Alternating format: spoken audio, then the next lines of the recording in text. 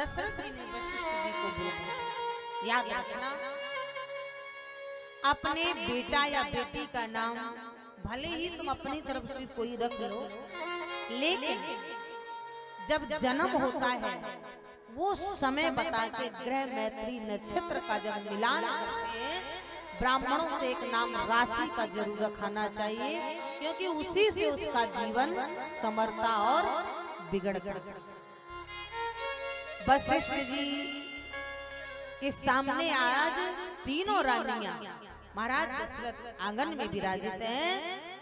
वशिष्ठ जी ने पहले नंबर में राम जी का नाम रखा, बोले इनके नाम अनेक अनुपा, मैंने पे कहा सुमति अनुरूपा। इनके नाम अनेक, फिर भी मैं इनका नामकरण संस्कार कर रहा हूँ।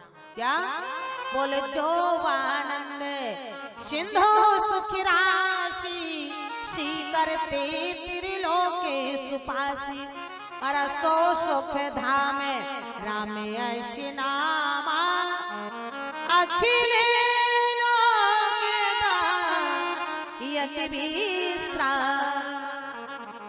कौशल्या के बेटे का नाम है राम, जिनका नाम मात्र से ही हम लोग भवसागर से पार चले जाएं, ऐसे परमात्मा का नाम है राम।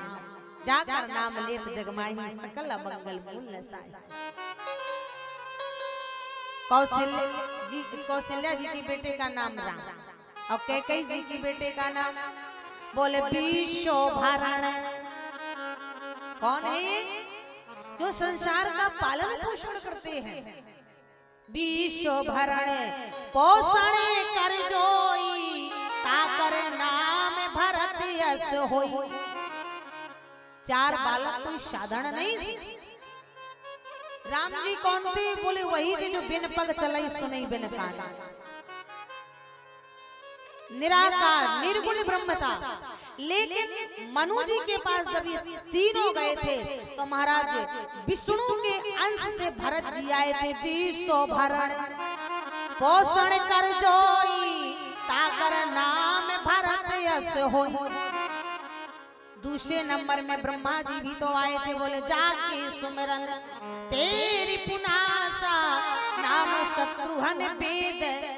वेद कौन लिए था? ब्रह्मा जी। ब्रह्मा जी के अंश से शत्रुघ्न थे, और विष्णु भगवान के अंश से महाराज भरत जी थे, और शंकर जी के अंश से हनुमान जी महाराज थे। लेकिन हमारा लक्षण धाम राम प्रिय, जहाँ परमात्मा जाएगा वहाँ शिष्य भी तो जाएंगे। लक्षण धाम राम प्रिय, सकल जगत आधार, गुरु वशिष्ठ ही राखा, लक्ष्मण नाम उद्धार। बोल सियावर रामचंद्र भगवान की। चारों बेटों का नाम रख दिया गया। अब राम जी हमारे सने सने 10 महीना के हो गए, और 10 महीने का जब बालक हो जाता है तो दो दतुलियां निकल आती हैं, दो दांत निकल आते हैं, और कभी खड़ा होता है तो कभी गिर जाता है, कभी घुटमुन चलता है, कभी अपनी ही परछाई देख के डर जाता है, कभी कुछ मांगने की चेष्टा करने लगता है, क्योंकि वही बालक का बाल स्वरूप देखने का जो सुख माता पिता को मिलता है वो महाराज वैकुंठ में भी नहीं मिलता।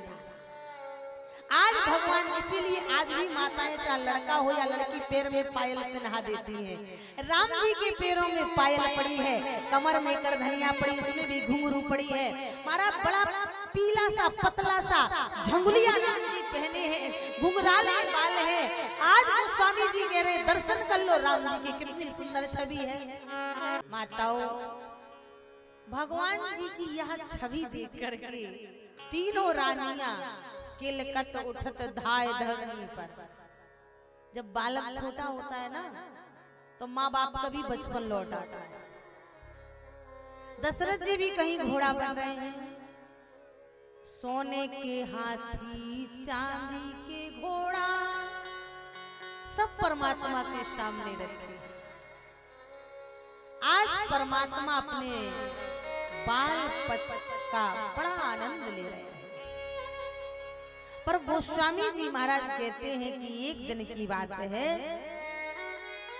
राम जी शनह सनह साल भर के हो गए। भले ही कोई महिला कह दे कि मेरा बालक 9-10 महीने में चलने लगा, लेकिन बालक 1 साल के बाद ही चलता पूर्ण रूप से, 1 बरस के चलता।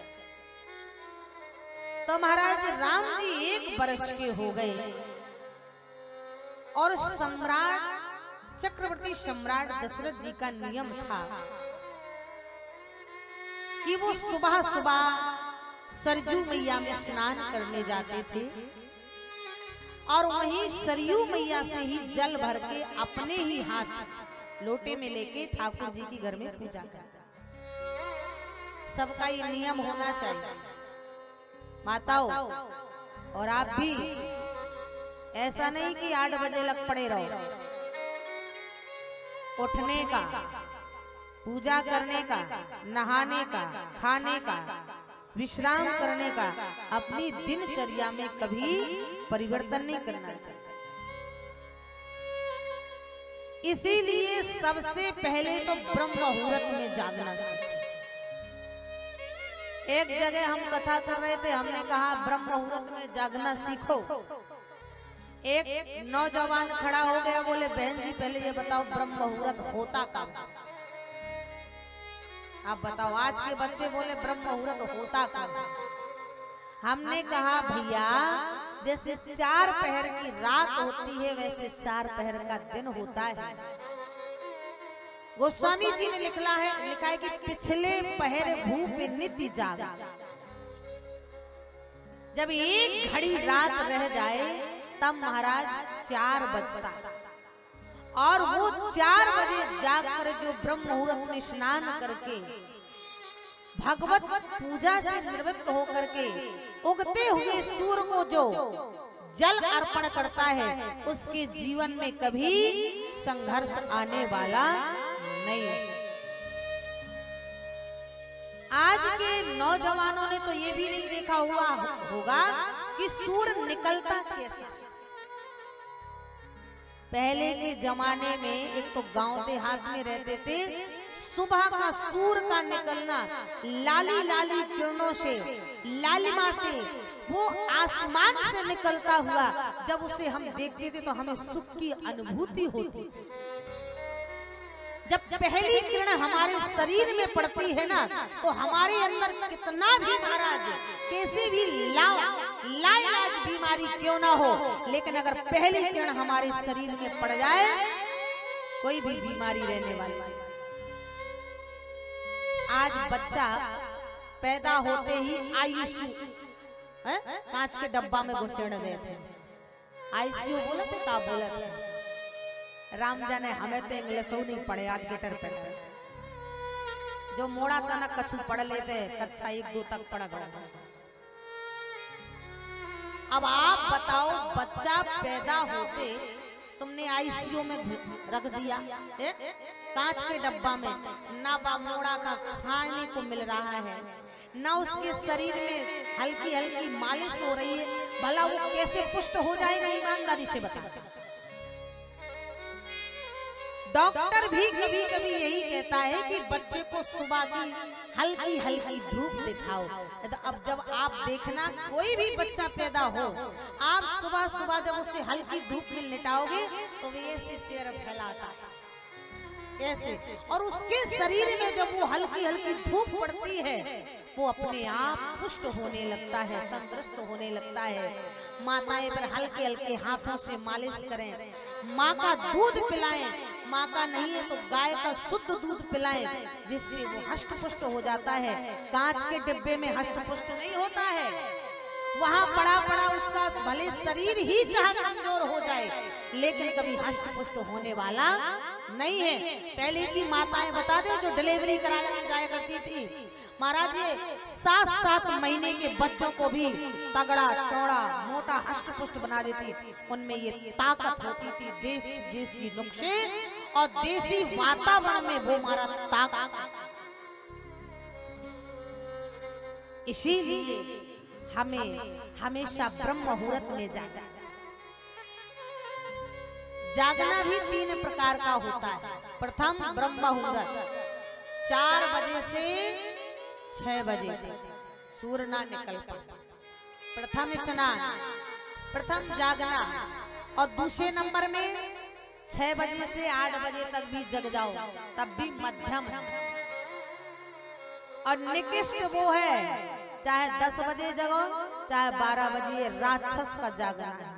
राक्षस लोग दिन रात में जगते हैं और दिन में सोते हैं, इसीलिए इनकी दिनचर्या नहीं रहती है। और फिर वही ये बुजुर्ग बैठे हैं सियाने लोग, आज भी नर्मदा जी में हर हर नर्मदे करके डुबकी लगाते होंगे, और इन्हें ना बाएं का दर्द है ना पैर ना घुटना। और आज 20 साल का लड़का, 20 साल का लड़का जून की दोपहरी में कहता है मम्मी गर्म पानी नहाने को रख दो। बताओ ये भारत का क्या कल्याण करेगा? है ये भारत का भविष्य है? बताओ। आज ये 80 साल के जितने भी सियाने बुजुर्ग लोग बैठे हैं, आज इनके चेहरे की चमक, मस्तक की चमक और इनके चेहरा शरीर लग रहा है कि कोई भारत के भूतपूर्व नौजवान, भारत के भूतपूर्व नौजवान है। और आज वर्तमान के नौजवानों को देखो, वर्तमान के नौजवानों के 100-100 ग्राम चना गालन में घुस जाए महाराज, 100-100 ग्राम चना ये सब। और उतने में भी चलेंगे आई एम बॉस, रास्ते से जा रहे हैं कैसे आई एम बॉस। और हम जैसे अगर एक थप्पड़ धमक दें तो 6 घंटा तो बेहोश ही पड़ रहे हैं। इसीलिए अपने आप को पहचानो। अरे ये भारत में ऐसे ऐसे महापुरुष पैदा हो गए हैं महाराज, जिन्होंने इतिहास के पन्ने में अपना नाम, सुभाष चंद्र बोस, सरदार भगत सिंह, चंद्रशेखर आजाद, राजगुरु जैसों ने अपना जीवन ही परमात्मा भारत माँ के चरणों में कुर्बान कर दिया है। अरे संसार में आए हो तो कुछ करके जाओ, इतिहास के पन्ने में नाम लिख के जाओ। कीड़े मकोड़ों की तरह जिंदगी जीना तो महाराज ये पशु पक्षी भी जानते हैं। हर हर नर्मदे।